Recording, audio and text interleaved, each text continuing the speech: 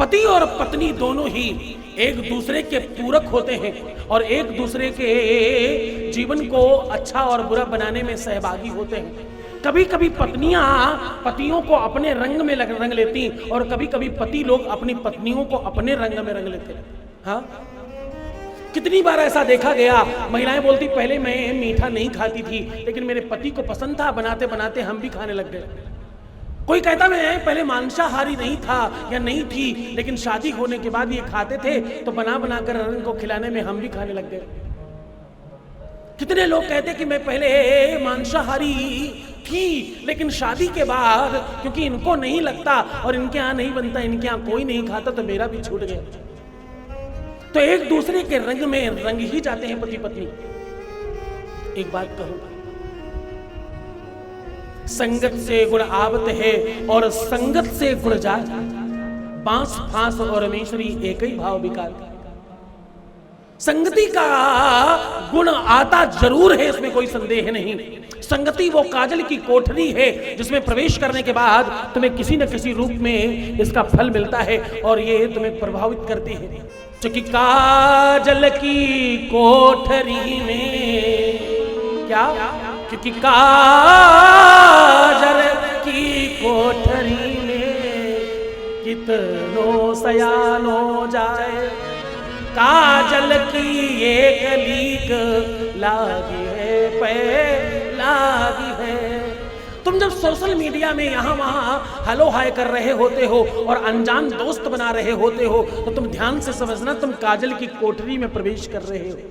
हाँ, जब तुम दूसरों को देखकर फैशन में अपने आप को प्रवर्तित कर रहे होते हो, चेंज कर रहे होते हो तो तुम समझना कि तुम काजल की कोठरी में प्रवेश कर रहे हो।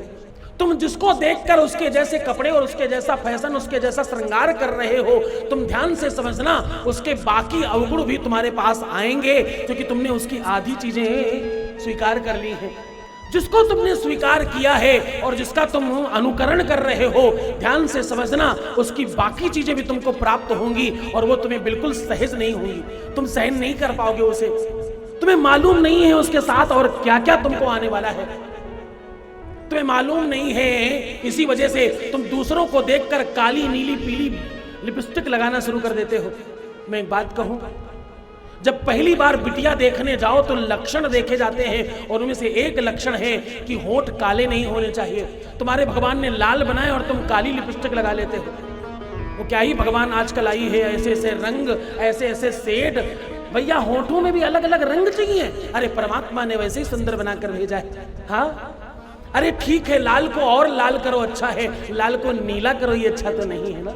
हाँ, बोले दंता कुर्दष्टि पदपांगराक्षी रोमं शरीरं अधरस्य श्यामः उच्चस्कपाटं यशवोश्चनाभि राजस्य कन्या बहुत त्यागी।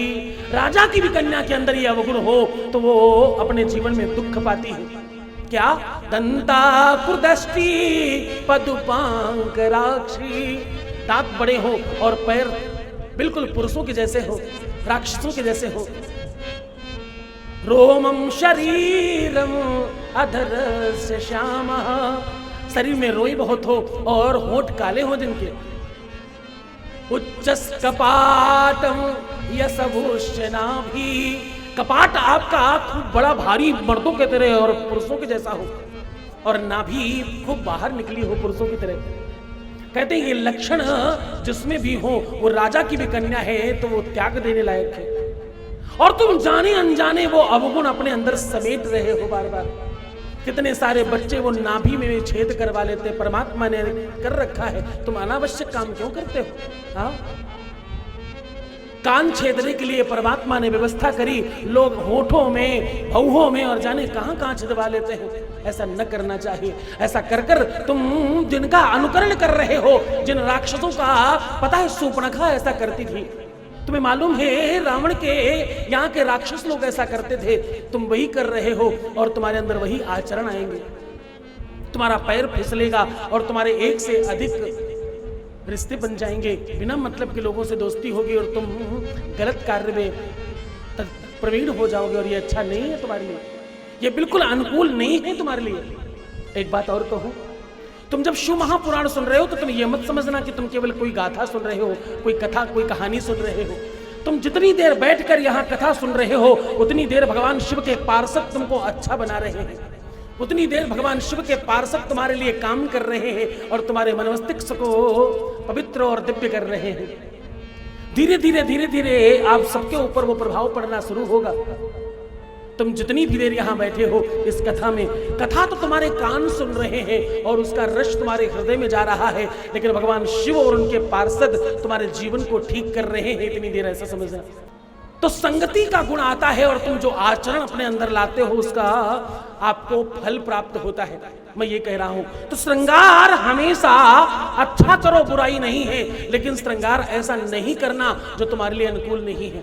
श्रृंगार दूसरों को देखकर नहीं किया जाता। जो कैमरे में अच्छा दिख रहा है जरूरी नहीं वो अच्छा होगा। मैं सत्य कह रहा हूं, एक से एक सुंदर एप्लीकेशन है जिसमें फोटो बड़ी सुंदर आ जाती है और सही में देखो तो लगता है मतलब किससे मिले और किसको देखा और क्या ही पता नहीं।